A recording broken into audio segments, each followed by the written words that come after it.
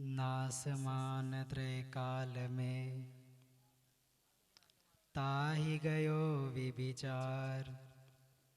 अविनाशी तू सत्य है यो सो विचार विचार। नासमान त्रय काल में ताहि गयो विविचार।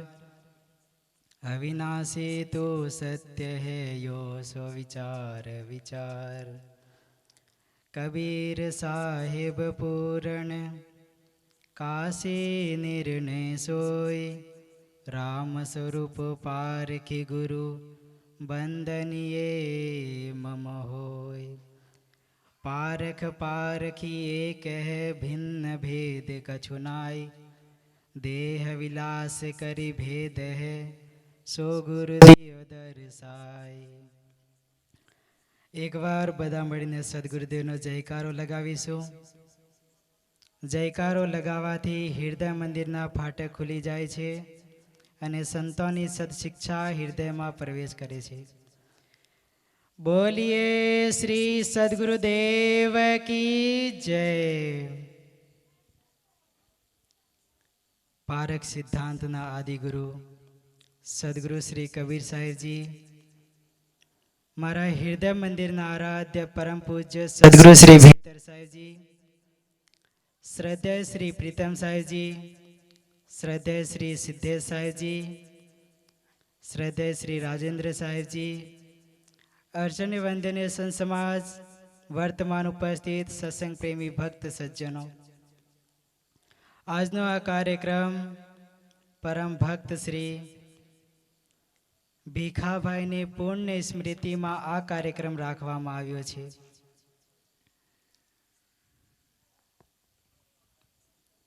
પુણ્ય સ્મૃતિ એટલે જે જગ્યાએ સંતો મહંતો ભક્તો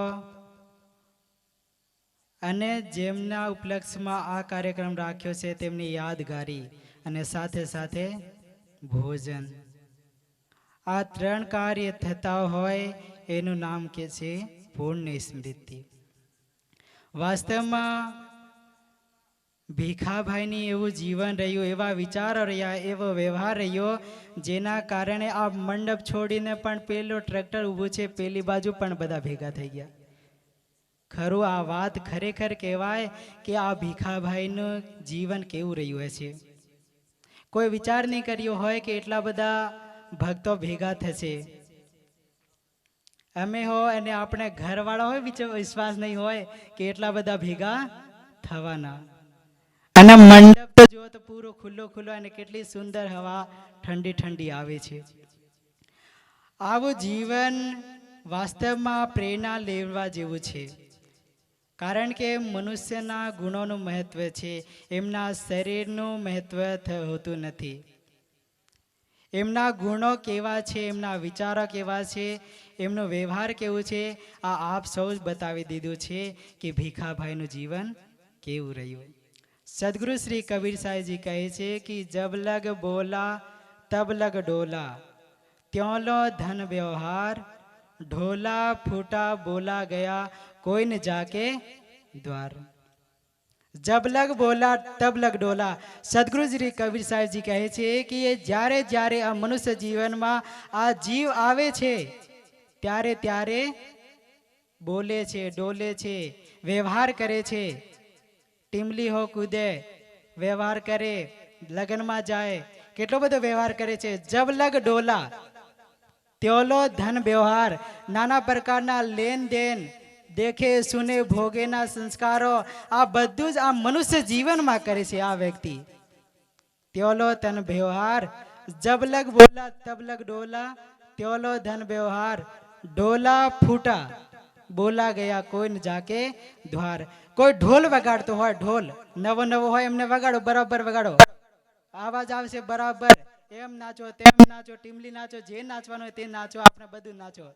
પણ એ જ ઢોલ વગાડતા વગાડતા ફૂટી જાય એટલે પછી હવે વગાડવા વાળો કઈ જાય? હવે ઢોલને તો નાખી દઈને પછી જતો રહેવાનો, વગાડવા વાળો કોઈ રહેવાનો નથી, એને પાછું હાથ લગાડવાનો કોઈ મતલબ જ નહીં। તેવી જ રીતે આ જીવ છે, આ મનુષ્ય જીવન ધારણ કર્યો અને આ મનુષ્યમાં જેવા જેવા કર્મ કરવાના હતા તેવો કર્મનો અધ્યાસ લઈને આ શરીર છોડીને આ ફરીથી જતો રહ્યો, ફરીથી અહીંયા આવવાનો નથી.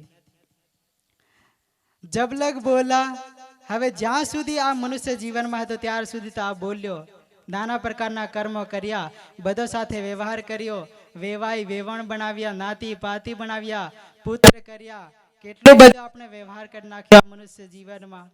પણ વાસ્તવમાં આપણે જે કરવાનું હતું, જે ભક્તિ કરવાની હતી, જે સત્સંગ કરવાનો હતો, ભજન કરવાનું હતું, એને છોડીને તો આપણે સંસારમાં જ લાગી રહ્યા. હવે આપણે મનુષ્ય જીવનમાં આપણે આવ્યા અને ખાવાનું પીવાનું અને ભોગવાનું આ 3 પ્રકારના જ કાર્ય કરતા રહ્યા, તો આ મનુષ્ય જીવનનો શું અર્થ થયો? આવું કર્મ તો આ ખાવાનું પીવાનું તો આ જાનવરો છે, ડુકર સુકર ભૂંડ આ જેટલા પણ છે એ પણ ખાવા માટે તો દોડધામ કરે છે અને ખાઈ પી અને ભોગીને ઊંઘી જાય છે. આટલું જ આવું મનુષ્ય કરતા હોય તો એ પણ પશુની સમાજ ગણાય છે. વાસ્તવમાં આ મનુષ્ય જીવન મળ્યું છે, આમાં આવીને આ વ્યક્તિ દાન પુણ્ય પુરુષાર્થ અને સત્સંગ કરી અને પોતાનું જીવન શુદ્ધ નિર્મળ પવિત્ર બનાવે તો આ મનુષ્ય જીવનનો મહત્વ ગણાય છે. આ વ્યક્તિ આવે છે ક્યારે ક્યારે આપણે કહીએ જીવન મુક્તિ અને વિદેહ મુક્તિની તો વાત બહુ દૂર રહી. આપણે તો ખાવાનો પીવાનો ઢંગ નથી, બોલવાનો ઢંગ નથી અને આપણું જીવન કેવું છે એનો કોઈ આચરણ શુદ્ધ નથી. અને આપણે અહીંયા રોજ જ સત્સંગ થતા હોય, હર બાર પ્રવચન થતા હોય, ભજનો થતા હોય, પણ આપણું આચરણ શુદ્ધ થતું નથી. આપણે પોતે જ ભજન ગાઈએ, આપણે પોતે જ ઘણું બધું સત્સંગ કરીએ, જેવા પ્રવચનો સાધુ નહીં કરતા હોય એવા તો ભક્તો કરી લઈએ, પણ એમનું જીવન એમના આચરણ કેવા છે તે આપણને ખબર નથી. વ્યક્તિ અંદરથી તો કાળો છે, અંદરથી તો પેલો આપણે લોખંડના ચણા ચબાવીએ ને એના જેવો છે, અંદર વિકારો છે, વિચારો બધા સારા નથી. આ વ્યક્તિનું જીવન છે. અને આપણે પછી વાત કરીએ જીવન મુક્તિ અને વિદેહ મુક્તિની તો એ તો બહુ દૂર આવી. એ વાત આપણે પહોંચીએ, આપણે સારું આચરણ શુદ્ધ થાય, આપણે ખાનપાન સુધારીએ, આપણે તો મોઢો તો ભર્યા જ રહે. સત્સંગમાં આવીએ, સાધુ સંતોને બંધ કરીએ તો એક સાઈડ તો દબાવી જ રાખે, ખરું કે નહીં ખરું? પેલો બતાવી દે, અહીંયા બંદી કરવા આવે ને તો તમાકુ ખાતા તો બતાવી દે, ધોળ ધોળ ચોટી દઉં છું અહીંયા. પેલો ચૂનો ધોળો ધોળો હોય ને તો બતાવી દે, આ ખરેખર તમાકુ ખાય, બતાવજો સાહેબ એમને. અને પેલી હે ને બીડી હોય તો બીડી હે ને અને મંડપમાં બેઠેલા ભક્તો એટલે બીડી હોય ને તે 3 ઇંચની બીડી અને 3.5 હાથના આદમીને શું કે, એ ઉઠ અને બહાર જા, પેલા મંડપ બહાર 2 ફૂંકો મારીને અંદર આવીને બેસ. ખરું કે નહીં ખરું? આ વ્યક્તિ આ 3 ઇંચની બીડી આ વ્યક્તિને ઉઠાડીને બહાર મોકલે છે. હમણાં જ વચ્ચે એક જગ્યાએ ગાડી ઊભી રાખી હતી અને કાચ ખોલીને થોડી હવા લેતો હતો બહારની, અને કોઈ સાઈડમાં જતો જતો ગાડીમાં હું ફૂંક મારીને જતો રહ્યો તમાકુ ખાઈને. મેં કહું ખરેખર આ હે ને સાધુ બાબાને હું ધુમાડો આપીને જાય, બતાવો શું કરવાનું? આ મેં કહું મેં પછી તો કાચ ખોલીને બહાર નીકળી ગયો ગાડીમાંથી. હવે કેવું કહેવાય? આ વ્યક્તિ આવો છે કે આ સાધુને પણ પીવડાવીને જ જાય છે. આ વ્યક્તિનું આચરણ છે. આજે વાસ્તવમાં આપણે સત્સંગ કરતા હોઈએ, રોજ સંતોની પાસે આવતા હોઈએ, દર્શન પરસનનો લાભ લેતા હોઈએ, તો એટલું તો હોવું જોઈએ કે આપણે ખાનપાન અને આપણો બોલવાના જે શબ્દો છે, વાણી છે, વિચારો છે, આચરણ છે એટલું શુદ્ધ થાય તો વાસ્તવમાં આ મનુષ્ય જીવનનો ખૂબ જ મોટો લાભ અને મહત્વનું કર્તવ્ય પાલન થાય છે. અને આપણે ખાનપાનમાં તો આપણે કુકડો મુર્ગો રસ્તે આવતા હતા, કુકડો મુર્ગો મળી ગયા હતા ખાવાનું પાનમાં. હવે વાત કહી દઉં, એક આ શક્તિ વાસ્તવમાં વ્યક્તિને કૂવામાં ધકેલવાનું કામ કરે છે. એકવાર શું થયું, એક ઘરમાં પંડિતને બોલાવ્યા ભોજન માટે. માતાજીએ બોલાવ્યા ને, ખરેખર માતાજી હોય એટલે માતાજીને અંદર મમતા હોય એટલે એ ભોજન ખવડાવ્યા વગર રહે નહીં. એટલે પંડિતને બોલાવ્યો ભોજન ખવડાવવા માટે. પણ પંડિતને શું આદત હતી? પાપડ ખાવાની આદત હતી, પાપડ વગર ચાલે નહીં. એટલે આવ્યો ને બેઠો, માતાજીએ બરાબર પગ ધોડાઈને બેઠાડ્યા. મહારાજજી તમે અહીંયા બેસો, મેં થાળી પારસ કરીને લાવું. થાળી પારસ કરવા માટે અંદર ગયા. હવે પંડિત એટલે હણખા બે હે, પેલા ઊંચી નજર કરીને એમ કરીને જોવે, ત્રાસી નજર કરીને જોયું તો સીધો રસોઈ ઘરમાં નજર પહોંચી ગઈ. એક થાળ ભરેલો તો એમાં પાપડ દેખાઈ ગયા. હવે પંડિત કહે કે હા આજ બરાબર મજો આવી ગયો છે. પેલા તો બહુ ખુશ થઈ ગયા. હવે માતાજી થાળી પારસ કરીને બરાબર લાવ્યા, પણ માતાજીથી ભૂલ થઈ ગઈ. કઈ ભૂલ થઈ ગઈ કે પેલા પાપડ મુખ્ય હતા ને પંડિતના, એ પાપડ ભૂલી ગયા. હવે પંડિત હતા તો ઊંચા નીચા થઈ ગયા. હવે મગાવવાનું કઈ રીતે? તો પંડિત શું કરે? યુક્તિ રચી. યુક્તિ લગાડવી પડે ને, કઈ નહીં કઈ સીધું મગો તો સારું નહીં લાગે ને. માતાજી કે આ કેવા મહારાજ છે, પાપડ વગર ચાલતું નહીં. એટલે પેલા યુક્તિ લગાડી. સદગુરુદેવ કહે છે ને, યુક્તિ ही युक्ति चला संसारा निश्चय कहाने मानो हमारा. એટલે યુક્તિ લગાડી એટલે માતાજીને બોલાય, માતાજી માતાજી અહીંયા આવો. માતાજી બાજુમાં જઈને બેઠા. માતાજી મેં તો આજે મરતા મરતા બચ્યો. તો માતાજી કે કઈ રીતે મરતા મરતા બચ્યા? તો મેં સિંગપુર ભજનમાં જતો હતો તો મોટું ગહેડું આવી ગયું. તે ગહેડું આ ગહેડું કેળવાનું હતું. મેં મરતા મરતા બચ્યો છું. બહુ લાંબુ હતું. માતાજીને જિજ્ઞાસા થઈ કે કેટલું લાંબુ હતું?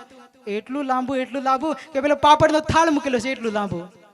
આ પેલો પાપડનો થાળ દેખાતો હતો પંડિતને, બીજું કંઈ દેખાતું નહીં હતું. વ્યક્તિની આસક્તિ તે જગ્યાએ અટકાય છે જે જગ્યાએ એમની આશા હોય છે. તેવી જ રીતે વ્યક્તિના ખાનપાનમાં જેવી આસક્તિ હોય તે તરફ એમની જીભ લલપાય છે. આ વ્યક્તિનું આચરણ છે. વાસ્તવમાં આપણે રોજ જ સત્સંગમાં જઈએ, ભજનમાં જઈએ તો આપણું આચરણ શુદ્ધ હોવું જોઈએ, પવિત્ર હોવું જોઈએ. તો આ સત્સંગમાં આવવાનો આપણે મહત્વ પૂર્ણ થાય છે. વધારે ના કહેતા વાણીને વિરામ આપું.